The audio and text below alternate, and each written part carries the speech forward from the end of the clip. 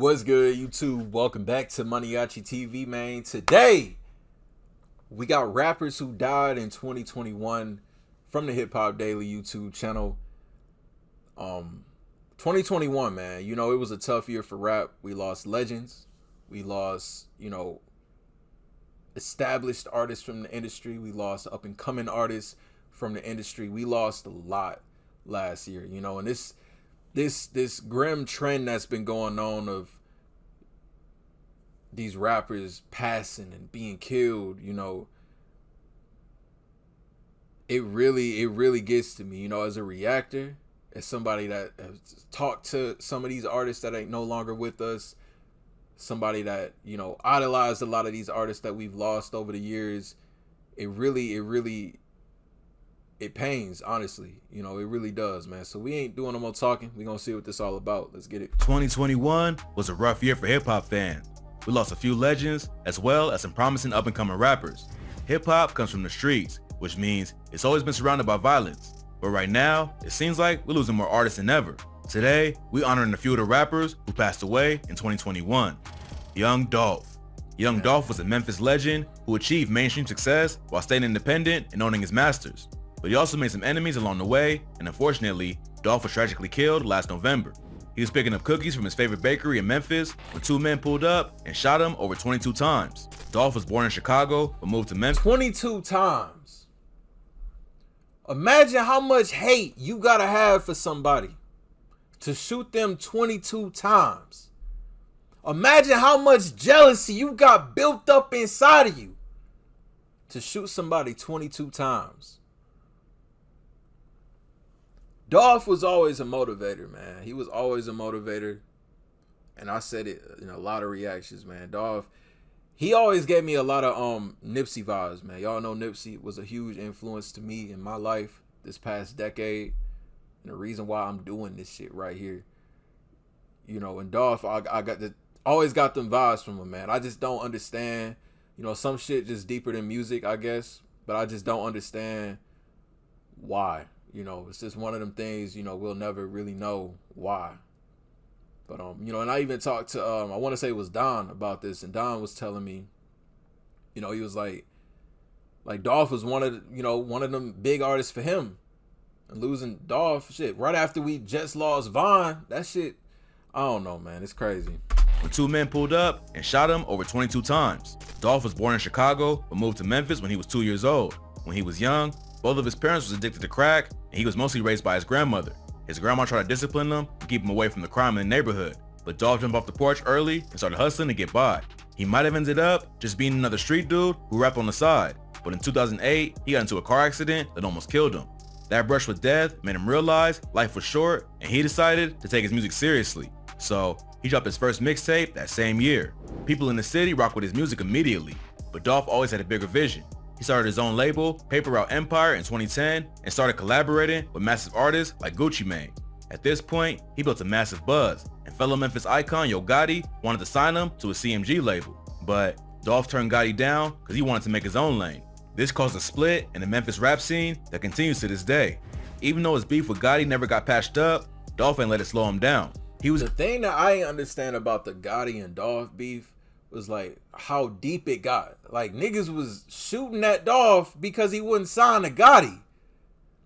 Of course, diss songs was put out and I thought they would have just kept it on wax. Like, oh yeah, I ain't signing you, nigga. I'ma drop this. You can drop that. Your artist can say this. Like niggas is shooting. Niggas trying to kill me because I ain't signing this nigga. Like, I don't know. I never understood that about they beef, honestly. If they were united, my nigga, and I fuck with Gotti. Gotti one of the godfathers of Memphis right now. Definitely, man. Like both of them niggas could have done some magic together though. To this day, even though his beef with Gotti never got patched up, Dolph ain't let it slow him down. He was getting bigger and bigger with every project he dropped and collabed with everyone from Wiz Khalifa to the Migos. He called himself the king of Memphis, but Dolph never wanted all the shine for himself. He always put on for the artists on his label and helped take his cousin Key Glock's career to the next level. Yes, sir. Dolph was also respected in Memphis for everything he did for his community. He donated $25,000 to his high school, gave motivational speeches to kids in the city, and handed out Thanksgiving dinners for struggling families. And that's why I just don't understand. You did all of this, and we seen it with Nip. And I think I even said it before. It reminds me so much of Nipsey's situation. Somebody that gave back so much to their hometown, to their people. They people. Just to be killed in their hometown in that way. You know, I'll never understand. That envy and that jealousy, man. I'm telling you. Gave motivational speeches to kids in the city and handed out Thanksgiving dinners for struggling families. Even though he was taken too soon, Dolph's legacy will live on in the city he loved. For sure. Rest in peace, young Dolph. Draco the Ruler. Man. Draco the Ruler was one of the most unique and influential artists in the game. But like young Dolph, he was murdered in his hometown last year.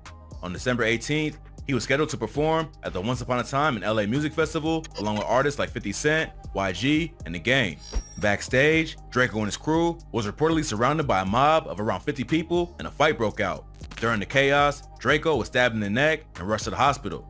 The festival was shut down immediately before the headliners even took the stage. And the next morning, it was confirmed that the 28-year-old rapper died from his injuries. Draco was born and raised in LA. He started dropping projects in the mid-2010s. Now Draco, you know, I got in tune with him, I want to say it was like a few years ago.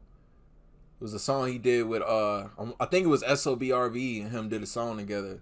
And his sound was different. Like when it come down to just influencing this new wave of West Coast rap, Draco had that. You know, he had that. And when he finally got that big break, when he got that feature from Drake, my nigga, I was like, yeah, this shit about to for sure put him on the map. But you know, that's tragic. Died from his injuries. Draco was born and raised in LA. He started dropping projects in the mid-2010s, but his career really took off when DJ Mustard remixed his track, Mr. Get Dough, in 2015. Later that year, he released the mixtape, I Am Mr. Mosley, on Mustard's label. Mustard even wanted to sign Draco to his label, but Draco turned him down so he could stay independent and make his own lane. He followed up in 2016 with 2 more projects, but then he was arrested in January 2017 for possession of a firearm by a felon. When he was released from jail in November 2017, he recorded the mixtape Cold Devil in 10 days, which Complex called one of the most impressive California rap projects in years. In 2018, he got arrested for murder and was facing life in prison. While his legal team fought the case, I ain't know. Hold on, whoa, I ain't know that. In 2018, he got arrested for murder and was facing life in prison. While his legal team fought the case, Draco stayed busy behind bars. He recorded the project Thank You for Using GTL completely over the phone while he was locked up. And critics Did I know that? I don't know. He recorded the project Thank You for Using GTL completely over the phone while he was locked up. And critics called it one of the best albums ever recorded in jail. After a new DA was elected in Los Angeles, Draco was offered a deal and released at the end of 2020. He ain't waste no time and dropped the album We Know the Truth in December of that year. Then, in 2021, he linked up with Drake for his biggest hit yet, Talk to Me. By the end of 2021, Draco released 4 new projects and took his career to a new level. Performing at the Once Upon a Time in LA festival should have been a celebration of his freedom and success. But unfortunately, it ended with Draco being murdered in his hometown. Slimfo Honey. Slimfo Honey was a rapper from the West Coast who was affiliated with... I know it's a lot of, you know, the internet gonna be the internet, and I was seeing a lot of stuff about Draco and YG and a lot of stuff you don't really know outside of this music shit. Fans don't know. You know, the end of the day, we lost Draco and Slim back to back. You know, that's, I don't know. Now, Slimfo Honey. Slimfo Honey was a rapper from the West Coast who was affiliated with YG. Just as he was beginning to build a buzz, Slim was gunned down on December 8th, 2021 in Inglewood, California. Slim's parents was in the military and stationed in Germany when he was born, but they eventually moved to Compton when he was still a kid. Slim was discovered by YG, and the two of them dropped tracks together like Paru and Word is Bond. Over the years, they became real close, and YG even got Slim's face tatted on him after his tragic death. Not much is known about his murder or who was behind it, but it wasn't the first time Slim got shot. Back in 2019, he was hit 9 times in an ambush in Compton. After he recovered, he said in an interview, "I hit the ground thinking it was over. My family came out, kept me alive, talking to me, dragging me in the house while they still shooting." After the 2019 hit, Slim went even harder on his music, but unfortunately, he ain't make it out the hood before the streets caught up to him. That's crazy. Rest in peace to Slimfo Honey. He was a talented artist who had a lot of love from his peers and fans. Hopefully, his killers will be caught and his family can get closure. Lil Lota. The hip-hop community lost a lot of great artists in 2021, but Lil Lota's story is one of the saddest. He was on his way to changing his life forever. Then a series of horrible events happened that ended with him committing suicide at just 20 years old. No. Man, Lil Lota, man. Loaded was he was one of the first, I want to say he was one of the first rappers that like reached out to me and really showed love. Like, hey bro, I seen your reaction. You know, he always shared my videos. He wanted me to get that. He wanted me to get this plaque so bad, man. And I remember the day when I found out that this happened. And it's so weird. And I fuck it. I'm gonna talk my talk, man. It's reaction. The day I found out, the day he passed, I was at the zoo with my family. And it's so weird because a year before that, I think damn near on the same day I was at the zoo and I found out one of my best friends from middle school died. And then a year later, on damn near the same day, I found out that Lil Lota committed suicide. I messaged him on IG. I'm like, man, this can't be real. When I saw academics post it, or it was Say Cheese that posted, I'm like, nah. You know, I didn't see it coming. Honestly, I did not see it coming. Loaded was just starting to ascend. Like, just starting to ascend, man. And I think about it sometimes, like, damn, you know, how you could talk to somebody 1 minute and it's like the next minute they just gone. You know, it really makes you think, like, you know, is there a heaven in the afterlife? Is there a place that we go after this? Like, I talked to this human being, and he showed his support for my channel. It's like, at the end of the day, take away the money, take away the fame. These are people. And I talked to this person. I communicated with this person, and he's no longer here. It's like, I don't know. Sometimes I think about it. I'm just like, man, like, damn, Loaded, man. Loaded. One, but Lil Lota's story is one of the saddest. He was on his way to changing his life forever. Then a series of horrible events happened that ended with him committing suicide at just 20 years old. Lil Lota was from Dallas, Texas, and blew up with his breakout hit, Block Baby. Growing up, his older brother taught him how to move in the streets, and he joined the Rollin' 60s Crips at a young age. When the rapper was 15, his brother was shot and killed, which made him turn up in the streets even more. He got into shootouts, and at one point, got shot in the hand after he blocked a bullet that was headed for his face. After getting shot, he decided he didn't want to end up like his brother, so he turned to music as his way out. He dropped his first track, BOS, in June 2019. Then he released a song that changed everything, Block Baby. A YouTuber named Tommy Craze found the track when it had 0 views on YouTube.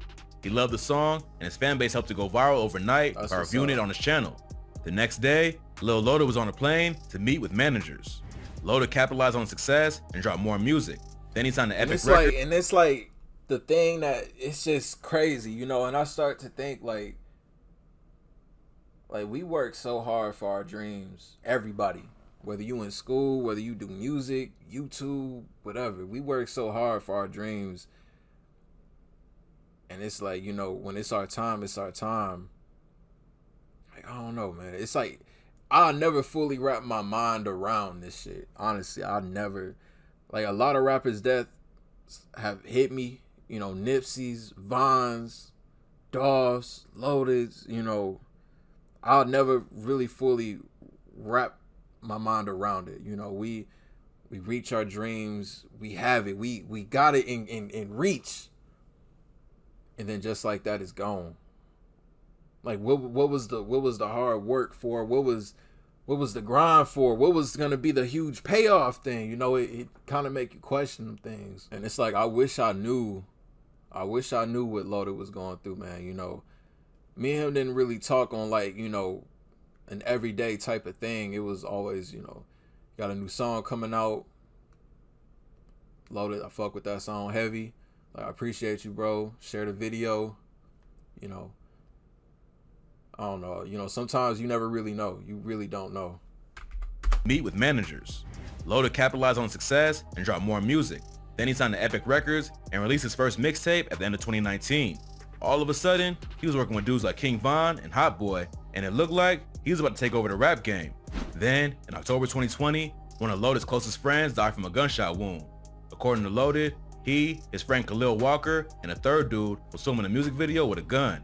The gun went off while Lil Lota was holding it, and Walker was tragically shot in the chest. Lota was indicted for manslaughter and later turned himself in to authorities, but he was later released on house arrest and allowed to continue making music. Everything happened so fast. A year before, he was living a pretty normal life. Then all of a sudden, he was one of the hottest rappers in the industry, his close friend was dead, and he was potentially facing years in prison. Then, on May 31st, a relative found him dead from a self-inflicted gunshot.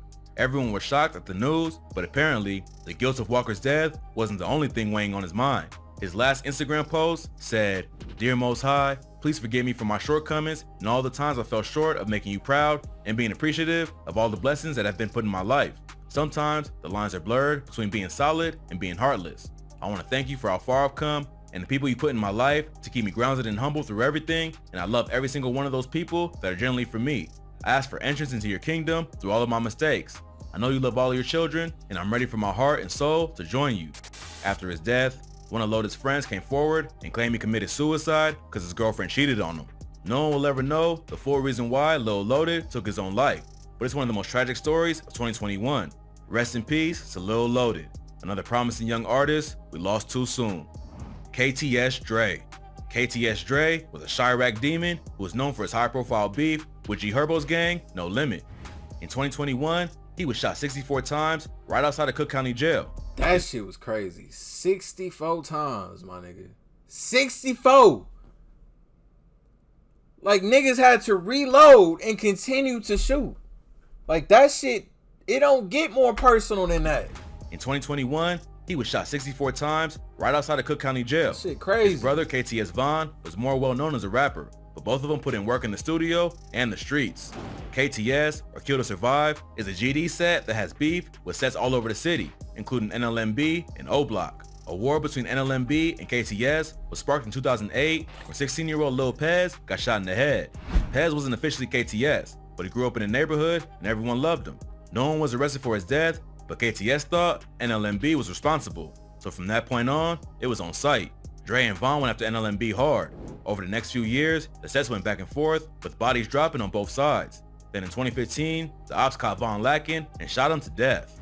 An NLMB affiliate named Choppa dissed Vaughn in the video the same day he died, which led many to believe they was behind the hit. Dre was ready to take them all out, but he ended up getting arrested before he had the chance to get back. He spent 3 years in jail, then got sent right back in April 2020 on a gun charge. Dre was released on house arrest, but he violated it by taking a trip to Wisconsin without telling his parole officer. He was arrested. He came to my home state.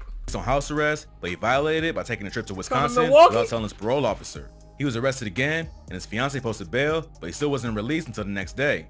His fiance and grandmother met him at the jail to take him home.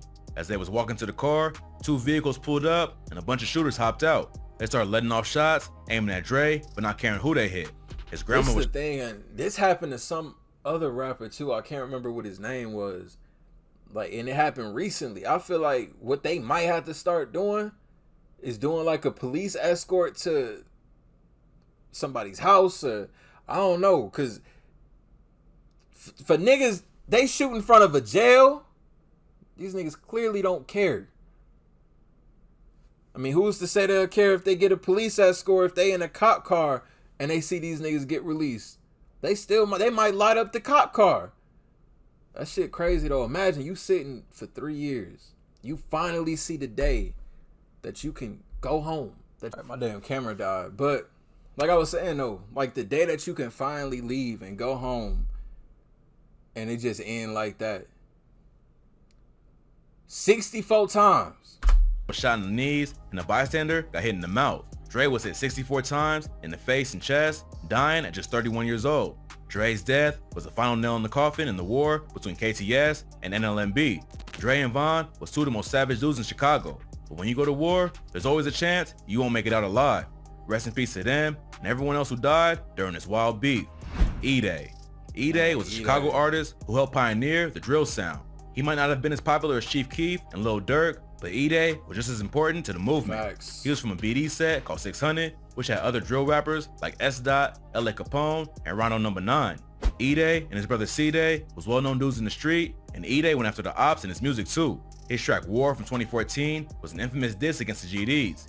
He went after dudes from STL EBT and Brick Squad, and even dissed they dead homies. Going after dead ops on tracks is common now, but EDay was one of the first rappers to do it. Eventually, things started falling apart around EDay. His homie L.A. Capone was murdered. Then, his brother EDay was arrested with a friend, Ronald No. 9, for allegedly killing an innocent cab driver. Both of them was found guilty of murder and sentenced to over 30 years. Instead of going harder into the beefs that resulted in being dead and locked up, EDay decided to give it all up and become a truck driver. And I saw it was a lot of niggas making fun of him. Like, oh, nigga, you drive semis or whatever. Nigga, that's a bag, my nigga. Fuck you mean? That's a big bag. But, you know, when that came out, I was like, you know what? That's what's up. Especially from Chicago and the drill culture. I'm like, in this war, not a lot of people want to make that change. Because other people look at, oh, you waving the white flag. Not necessarily. Like, of course, he's still going to go hard for his side. He's still going to rep what he rep. But he trying to make a better way of doing it. Make some legal money. Get an extra bag on the side. You hustle by any means. No matter what you do. Money is money. You know, but honestly, I thought he moved out of Chicago. I didn't know he was still staying in Chicago. Resulted in being dead and locked up, EDay decided to give it all up and become a truck driver. It was a strange twist in the story, but a lot of people were glad to see him make it out. Thanks. Unfortunately, his past still caught up to him. On July 31st, 2021, he was shot several times in the back and was pronounced dead the next day. R.I.P. EDay. He tried to make it out before it was too late, but staying in Chicago, even as a truck driver, turned out to be a deadly mistake. DMX. Man. DMX was a hip-hop legend. When he dropped It's Dark and Hell Is Hot in 1998, it changed everything. No one ever heard anything like it. DMX laid down violent bars about a tragedy-filled life, barking and growling like the stray dogs he used to befriend when he lived on the street. The fact that he even had a career is a miracle. There's plenty of artists in hip-hop who went through hell to get to where they are today. But DMX's life would sound fake if you put it in the movie. Man. He grew up being beaten by his mom and her boyfriends, sleeping on the floor, crawling with mice and roaches. When he was 6, his mom knocked out 2 of his teeth with a broom. Every day was like a nightmare, but the terrible abuse he went through helped DMX become a certified icon. Unfortunately, they also led to the addictions that eventually killed him. DMX reached the highest highs and the lowest lows. DMX, you know, I know my demographic on my channel is a lot of younger kids, man. So y'all might not know the full effect DMX had. But me, I'm turning 28 years old this year. I'm pretty sure, you know, it's some of y'all that's older than me, and y'all, you know, got to experience more. DMX was one of the first rappers. DMX alongside Ludacris and Mystical. When I was growing up, like, I just remember, you know, the whole Rough Riders thing. I remember, you know, when he first started popping, I was turning 4 that year. But I say, like, it wasn't until I was about like 6 years old. It was in like 2000, early 2001. I'm like, yeah, DMX, like the energy that he bring. Like, come on, man. Can you imagine DMX in his prime in today's industry, man? Like, crazy. Like, he had just such a huge influence, man, over, you know, the next generation, the next wave. Guys like, you know, Wayne and T.I. Like, everybody caught some type of inspiration from DMX, man. He was for sure a legend, man, for sure. His third album, And Then There Was X, was certified 6 times platinum, and the track Party Up was a top 10 hit on the R&B charts. But throughout his career, the issues from his past never left. He turned to drugs to cover the pain, and on April 9th, 2021, he died at 50 years old from a cocaine-induced heart attack. DMX's legacy will live on in the iconic music he created, but unfortunately, he won't be around to see just how much of an impact it truly had. Rest in peace to the legend and everyone else mentioned in this video. Rest in peace to everybody, man. Rest in peace to everyone mentioned. Link down below in the description for y'all to check this video out in its entirety, uninterrupted. If y'all new to the channel, y'all rock with me on daily reaction videos. Hit that subscribe button for me to the next video. I'll see y'all then. Thank you for watching MANIACITV. I'm out.